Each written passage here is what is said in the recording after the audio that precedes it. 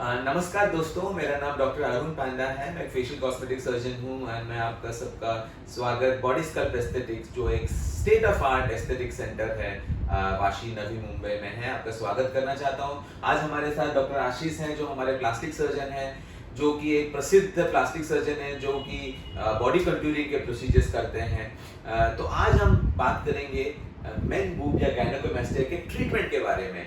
हमारे previous videos हैं जिसमें कि हमने बात की है गायनेकोमास्टिया या मेन बूब या पुरुषों में जो ब्रेस्ट होती है वो क्यों आती है। अब हम बात करेंगे कि ये इसकी ट्रीटमेंट्स क्या हैं। सर, बहुत सारे पेशेंट्स, जैसे हमारे प्रीवियस वीडियो में हमने बात करी थी कि 20% patients, 20% of our patients men, उनके ये ब्रेस्ट एनलार्ज होते हैं, जो आपने डिस्क्राइब किया कि हार्मोन्स की वजह से। सर, बहुत सारे पेशेंट्स आते हैं हमारे पास, तो आप क्या सजेस्ट करेंगे, कैसा इसका इलाज किया जाए, ट्रीटमेंट? गायनेकोमास्टिया का पेशेंट जब आता है तो सबसे फर्स्ट इम्पोर्टेंट होता है कि ये जानना कि गायनेकोमास्टिया का कारण क्या है, रीज़न क्या है, किसकी वजह से गायनेकोमास्टिया हुआ है। जैसा मैंने बोला था कि मैक्सिमम लोगों में माइनर हार्मोनल इम्बैलेंस की वजह से होता है, otherwise they are perfectly normal, उनमें और कोई प्रॉब्लम वो हार्मोन की वजह से नहीं होता है। तो हर एक का डीप में इन्वेस्टिगेशन करना ज़रूरी नहीं है। अगर पेशेंट का वॉइस मैनली है, दाढ़ी मूछ है, ऑल मैन सेक्सुअल कैरेक्टर्स है, तो डीप हार्मोनल इन्वेस्टिगेशन करने की ज़रूरत नहीं है। हिस्ट्री में ये पूछना ज़रूरी है कि उनको और कोई थायराइड का या पिट्यूटरी का या टेस्टिस का प्रॉब्लम है कि जिसकी वजह से भी गायनेकोमास्टिया होता है। आजकल के यंग जनरेशन में बॉडी बिल्डिंग का काफ़ी सारा क्रेज़ है, तो वो लोग स्टेरॉइड्स लेते हैं या काफ़ी सारे प्रोटीन सप्लीमेंट्स पे भी। मैंने मेरे प्रैक्टिस में देखा है कि जब मैं हिस्ट्री पूछता हूँ तो काफ़ी सारे मेरे यंग पेशेंट्स देते थे कि उन्होंने स्टेरॉइड नहीं लिया लेकिन काफ़ी सारे प्रोटीन सप्लीमेंट्स लिए। आई डोंट नो कि प्रोटीन सप्लीमेंट की वजह से होता है क्या, बट ये एक कॉमन हिस्ट्री मैंने काफ़ी सारे पेशेंट में देखी है। तो वट एवर इट इज़, जो भी रीज़न है, गायनेकोमास्टिया का ट्रीटमेंट जो है हम मेनली चेस्ट का साइज कंटूरिंग करने के लिए करते हैं। Whatever is the reason for gynaecomastia, treatment men का जो ब्रेस्ट का साइज बड़ा है उसको नॉर्मल मेन ब्रेस्ट की जैसा बनाना, ये मेन उसका एम है, and this is possible only surgically. Sir, बहुत पेशेंट्स आके पूछते हैं नॉन सर्जिकल भी हो सकता है क्या कुछ? यस, अगर नॉन सर्जिकल होता तो बहुत अच्छा होता, but certain medicine are available, but उनसे ये प्रॉब्लम जनरली सॉल्व नहीं होता है। 10-20% साइज कम होता है, but complete normal size medicine से नहीं होता है। Surgery is the only scientific logical option for this condition of gynaecomastia. So अगर हम सर्जरी की बात करें, is it a very invasive surgery, बहुत ही ज्यादा मैसिव एक्सेसिव सर्जरी होती है कि ये डे केयर में मैनेज कर सकते हैं? किस तरह का सर्जरी होता है? बहुत सारे पेशेंट आके बोलते हैं मेरे को एडमिट नहीं होना है, बहुत ज्यादा मेरे को। या गायनेकोमास्टिया सर्जरी पिछले 4-5 साल में काफ़ी पॉपुलर हुई। इसका पॉपुलर होने का कारण दो है। एक, यानी ये मिनिमल इन्वेसिव सर्जरी है, बहुत ज़्यादा पेन है या रिकवरी काफ़ी डिलेड है, ऐसा नहीं होता है। 1 से 2 घंटे का ऑपरेशन होता है। दूसरे डे केयर सर्जरी, यानी 6 घंटे बाद 8 घंटे बाद पेशेंट घर जाता है। 1-2 दिन 3 दिन के रेस्ट के बाद अपना अपना जो भी डेली रूटीन है वो पेशेंट स्टार्ट कर सकता है। ऑपरेशन के बाद, या ऑपरेशन जनरल एनेस्थीसिया में होता है तो पेशेंट को कोई पेन वगैरह नहीं होता। ऑपरेशन के बाद भी थोड़ा सा डिस्कम्फर्ट रहता है, स्पेशली ये हाथ उठाते समय वगैरह, बट बहुत पेन हो रहा है, रात को नींद नहीं आ रही है, या फिर डे टू डे एक्टिविटीज़ नहीं कर पा रहे हैं, ऐसा बहुत ज़्यादा पेन नहीं होता है।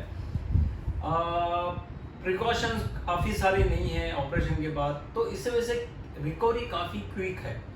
और सेकंड थिंग, गायनेकोमास्टिया अगर अच्छी तरीके से ट्रीट किया जाए तो इसके रिजल्ट इतने रिवॉर्डिंग है कि पेशेंट को लाइफ लॉन्ग एक अलग तरीके का कॉन्फिडेंस आता है। ये सब रीजंस की वजह से सर्जरी अभी काफ़ी पॉपुलर हो गई जी, तो आपका कहने का मतलब है, अगर पेशेंट को, जैसे हमारे अपने पेशेंट को यहाँ करते हैं, सुबह हम पेशेंट को लेते हैं, सर्जरी करके हम उनको शाम तक डिस्चार्ज कर देते हैं। और बेसिकली बहुत ज़्यादा, जैसे डॉक्टर आशीष ने मेंशन किया, बहुत ज़्यादा पेनफुल प्रोसीजर पोस्ट ऑपरेटिवली नहीं होता है, रिकवरी काफ़ी फास्ट हो जाता है। तो जब हम सर्जरी की बात कर रहे हैं तो हम एग्जैक्टली करते क्या हैं इसमें?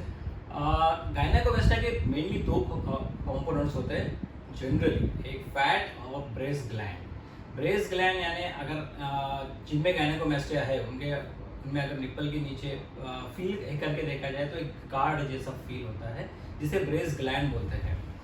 बड़े गायनेकोमास्टिया में एक थर्ड कंपोनेंट होता है, यानी stretched out loose skin. Generally grade 1 grade 2 gynaecomastia में स्किन बहुत ज़्यादा स्ट्रेच्ड आउट नहीं रहती। ये problem generally higher grade gynaecomastia में रहता है।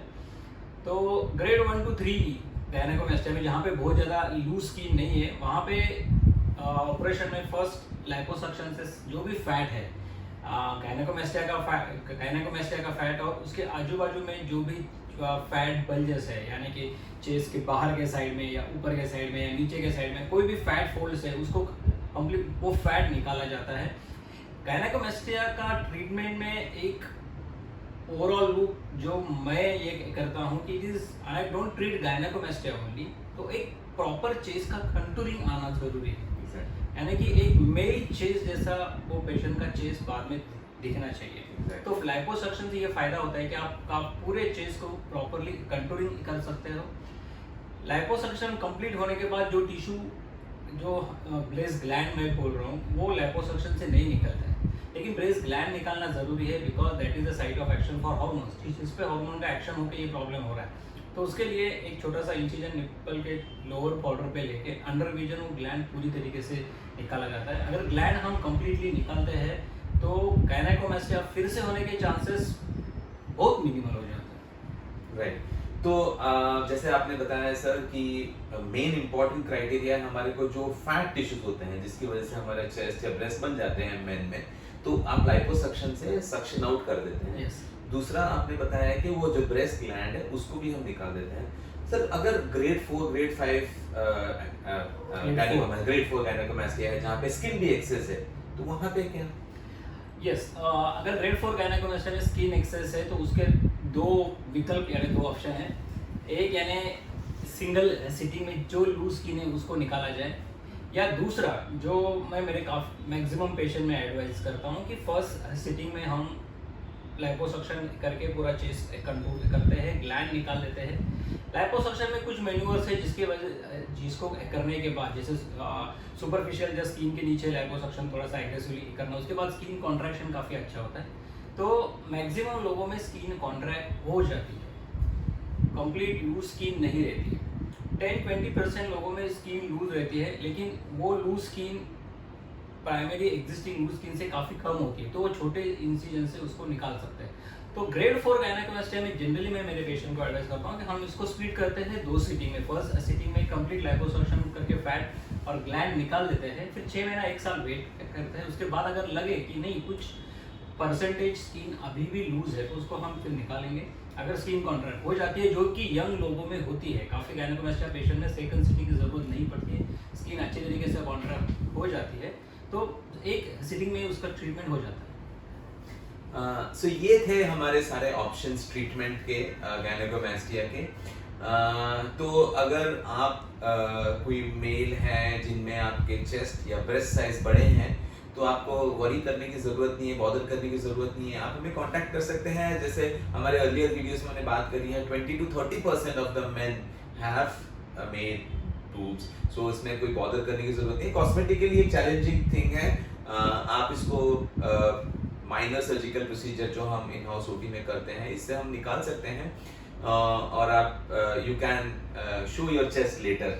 दुनिया को आप आराम से स्विमिंग कर सकते हैं, अब अपने जिम जा सकते हैं। और एक चीज़ मैं ऐड करना चाहूँगा, काफ़ी सारे पेशेंट जो मुझे पूछते हैं कि स्कार कितना रहेगा।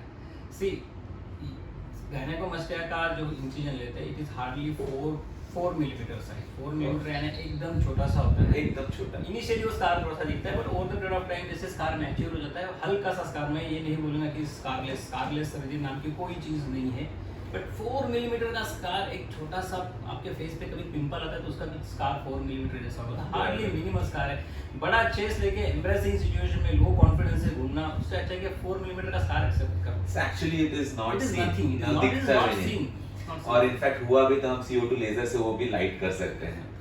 सो ये थी ट्रीटमेंट ऑप्शंस। अगर आपको गायनेकोमास्टिया की प्रॉब्लम है या फिर कोई बॉडी कंटूरिंग की और ज़रूरत है, आपको लगता है कि कॉस्मेटिकली कोई चीज़ आपको चैलेंज कर रही है, आप हमें कांटेक्ट कर सकते हैं, हमारी टीम से कांटेक्ट में कर सकते हैं, बॉडी स्कल्प एस्थेटिक्स।